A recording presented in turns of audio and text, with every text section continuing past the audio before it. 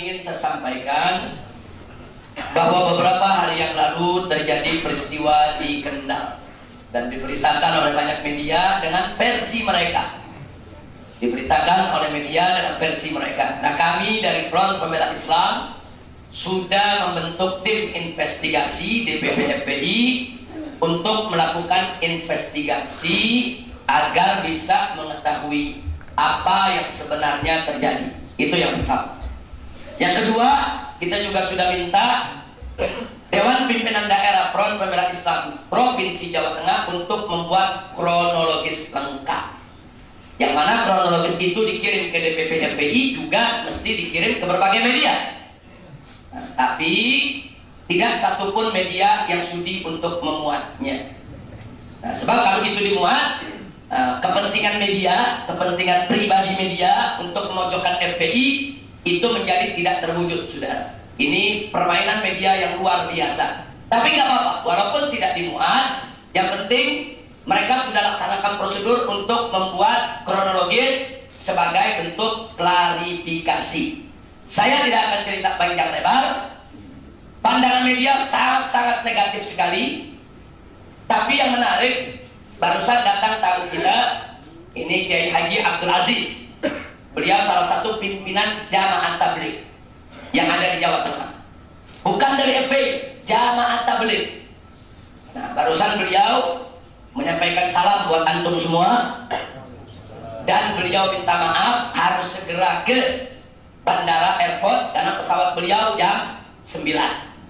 Nah, sebetulnya kedatangan beliau ini saya sendiri tadi tidak paham untuk apa. Barusan beliau bicara, beliau menyampaikan bahwa peristiwa Jawa Tengah, tolong DPP FPI jangan mudah menyalahkan FPI Jawa Tengah. Karena kata beliau tahu persis apa yang terjadi. Nah, beliau tahu persis kalau FPI itu sudah mengikuti prosedur yang ada. Nah, dan beliau juga sudah ikut turun mendatangi semua instansi pemerintah yang ada di Jawa Tengah untuk mengklarifikasi, menjelaskan apa yang sebenarnya terjadi. Intinya, Kiai Haji Abdul Aziz yang baru saja meninggalkan tempat barusan menyatakan murni bahwa peristiwa Jawa Tengah adalah FPI lawan preman pelacuran, bukan melawan masyarakat. Ini jadi menarik ini. Ada media memberitakan FPI lawan warga. Ada kiai dari Jamaah Tabligh, bukan dari FPI, sudah. Jauh-jauh datang dari Semarang kemari hanya khawatir nanti DPP salah paham dengan DPD, mengambil langkah-langkah tindakan-tindakan administratif. Karena betul, DPP membentuk tim investigasi. Kalau hasil investigasi kami menyatakan ternyata DPD FPI salah, tidak menjalankan sesuai prosedur, kita akan mengambil tindakan. Mulai dari peringatan, pembekuan, sampai kepada pembubaran. Itu sudah aturan standar di FPI. Tapi kalau ternyata mereka sudah mengikuti standar, sudah bagus, FPI sepenuhnya akan mendukung apa yang mereka lakukan. Nah, untuk itu kami menunggu putusan daripada tim investigasi. Nah, baiklah. Tapi dari hasil sementara, kronologis yang dikirim oleh DPD FPI Jawa Tengah menceritakan bahwa pada hari kejadian, sehari sebelum kejadian, bahwa FPI Jawa Tengah melaksanakan buka bersama di Sukorejo, di Masjid Bundaran, sudah. Nah, berdatanganlah FPI dari berbagai tempat ke tempat tersebut. Di antaranya ada satu rombongan terdiri dari 20 laskar FPI yang menuju ke lokasi melewati tempat pelacuran. Ternyata tempat pelacuran itu buka siang bulan Ramadan. Padahal masyarakat di sekitar itu sudah lapor aparat, sudah lapor pemerintah, dan bahkan sudah minta bantuan FPI untuk menutup, saudara. Nah, karena kita percaya kepada aparat, kita pikir aparat sudah tutup. Ini menurut DPD FPI Jawa Tengah. Ternyata begitu liwat masih buka. Ini 20 orang langsung masuk ke lokasi pelacuran. Saudara minta tempat tersebut ditutup. Kadang-kadang 20 orang nekat juga. Nanti mau niru Abdullah ibn Mas'ud yang sendirian, saudara, masuk sarang musuh. Ini 20 orang masuk sarang musuh. Nah, akibatnya apa? 20 orang ini dikejar-kejar oleh preman yang ada di lokasi. Nah, ini jadi supaya kita tahu, saudara.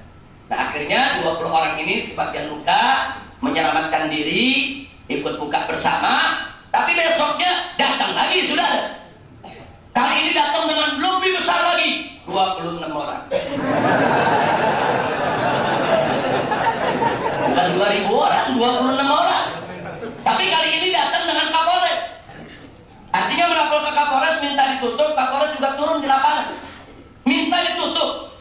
Sudah tidak ada bawa senjata, bukan bawa berat. Setelah nonton, diskusi di lapangan, akhirnya ditutup oleh Kapolres. Sudah.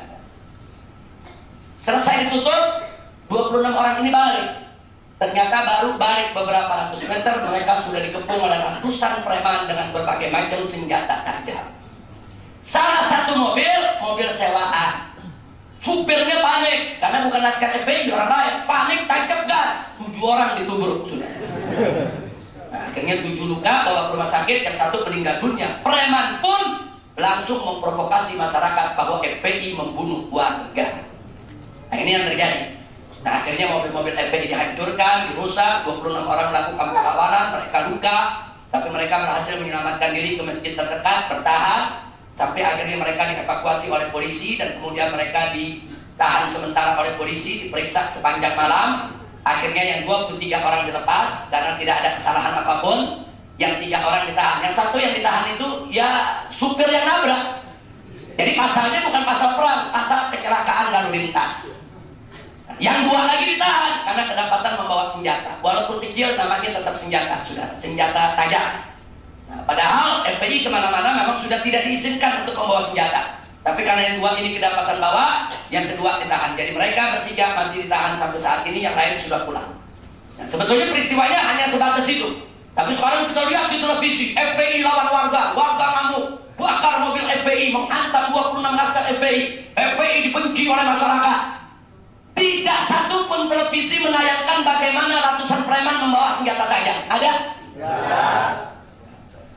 Nggak ada. Jadi laskar FPI yang datang yang nutup tempat pelacuran salah, radikal, ekstrim. Tapi preman ratusan yang bawa senjata tajam nggak apa-apa. Jadi dari sini kita sudah bisa tahu bagaimana dan setingkat apa kelas daripada media kita, saudara. Sebetulnya televisi kita kelasnya sebagaimana sih? Kelas murahan. Media-media kita yang katanya besar-besar itu, saudara, kelas murahan, tidak profesional dan tidak proporsional. Karena media-media tadi punya kepentingan, para wartawan ini hanya membuat senang bos-bosnya yang punya kepentingan, tidak lebih. Makanya jangan salahkan saya kalau sudah lama saya menolak kedatangan wartawan untuk wawancara secara khusus. Saya tolak. Saya tidak pernah terima lagi wartawan sampai hari ini, kecuali kalau wartawan itu berhasil menjegat saya pada event-event tertentu. Kita lagi ke DPR, keluar, kemudian dijegat pada wartawan, 1-2 pertanyaan, masih kita layani. Di luar itu tidak, sudah. Karena percuma, kita bicara 1 jam yang dimuat 5 menit. Kita bicara 2 kalimat dipotong yang dimuat 1/3 kalimat, sudah. Nah, intinya apa? Mereka hanya mencari peluang untuk memojokkan kita. Nah, karena itu saya tidak peduli dengan itu semua. Tim investigasi kita tetap kerja. Saya hanya minta, karena kebetulan hari ini juga teman-teman di Jawa Tengah sedang mendengarkan acara ini. Kita minta kepada DPD FPI Jawa Tengah untuk tetap wajib melakukan evaluasi, introspeksi diri. Mungkin jangan-jangan ada kesalahan, apakah di administrasi, apa di prosedur, atau salah strategi, saudara. Tadi kan Mu'ayyid bin Mas'ud sendirian bisa bubarin ribuan orang, saudara. Sendirian dia bubarkan musuh, saudara. Dengan apa? Siasat, strategi.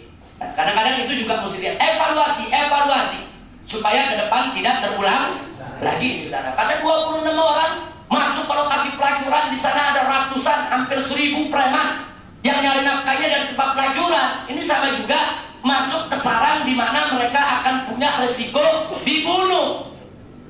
Nah, di sini mesti dilihat apakah strateginya sudah benar atau belum. Apakah strateginya sudah mantap atau tidak. Kami minta DPD FPI Jawa Tengah tetap untuk mengevaluasi, introspeksi diri. Soal benar atau salah dalam amar ma'ruf nahi munkarnya itu persoalan lain. Itu nanti DPP FPI yang akan melakukan penilaian. Kalau mereka benar, akan kita dukung benarnya. Kalau mereka salah, pasti akan ada sanksi. Mulai dari peringatan sampai pembekuan sampai pembubaran, saudara. Mudah-mudahan mereka tidak punya kesalahan di dalam pelanggaran daripada ADART FPI. Amin ya rabbal alamin. Nah, kemudian masih soal Kendal. Dengan adanya tempat pelacuran yang buka di siang hari bulan Ramadan, berarti pemerintah di Jawa Tengah nggak kerja. Berarti kepolisian setempat tidak kerja. Padahal Bapak Kapolri Jenderal Timur Pradopo sebelum Ramadan sudah memberikan arahan kepada seluruh Kapolda di seluruh provinsi di Indonesia untuk secara proaktif mengamankan dan menjaga kemuliaan bulan Ramadan, untuk secara proaktif memerangi segala bentuk penyakit masyarakat. Dalam bahasa polisi, penyakit masyarakat disingkat PAKA. Apa itu penyakit masyarakat? Pelacuran, perjudian, minuman keras. Kalau bahasa kita adalah maksiat. Sudah diamanatkan oleh Kapolri. Jadi semua tempat maksiat itu disikapi, ditindak. Jangan mengganggu ketenangan umat Islam untuk berpuasa. Berarti arahan Kapolri sudah bagus belum? Sudah bagus, sudah. Nah, sekarang kita meminta pertanggungjawabannya. Bagaimana Kapolda di Jawa Tengah? Kalau Kapoldanya sudah memberikan arahan kepada Kapolres, berarti kita minta pertanggungjawaban Kapolres di Kendal. Apa yang kau sudah kerjakan? Kok ada tempat pelacuran? Saudara, ada perempuan-perempuan menjajakan diri di siang bulan hari Ramadan. Kendal itu mayoritas Muslim, daerah Muslim. Nah, ini jadi persoalan. Nah, apakah hal semacam ini disoroti oleh televisi? Yang disorot cuma FPI. Udah FPI jadi korban disorot tadi sudah. Udah disorot dijelekin. Kenapa mereka tidak angkat bahwa Polda Jawa Tengah atau Polres Jawa Tengah membiarkan tempat maksiat buka di siang hari bulan Ramadan? Kenapa tidak mereka kritik Pemda di sana yang tidak membuat nyaman dan aman umat Islam yang berpuasa, yaitu di Kendal? Kenapa mereka tidak kritik preman-preman tempat maksiat yang tetap buka, tidak menghormati umat Islam yang sedang berpuasa di bulan Ramadan? Kenapa mereka tidak kritik preman-preman yang membawa senjata tajam? Dan kenapa polisi tidak tangkap mereka? Justru FPI 26 yang ditangkap. Kenapa? Nah, ini menjadi kritik kita, dan ini bagian akan kita investigasi, saudara. Nah, itu saja. Bagi mereka yang mau tahu lebih jauh, silakan buka website FPI, www.fpi.org.id. Nah, kalau ada wartawan protes, Habib kalau begini menghalangi informasi.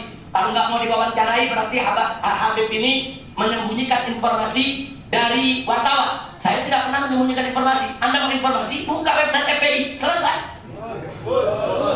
Kan wartawan bisa buka website FPI. Di sana kan ada pernyataan daripada pimpinan-pimpinan FPI. Silakan mereka kutip kalau mereka mau kutip. Kalau mereka tidak mau kutip, saya juga nggak mikirin kok, masa bodoh. Betul?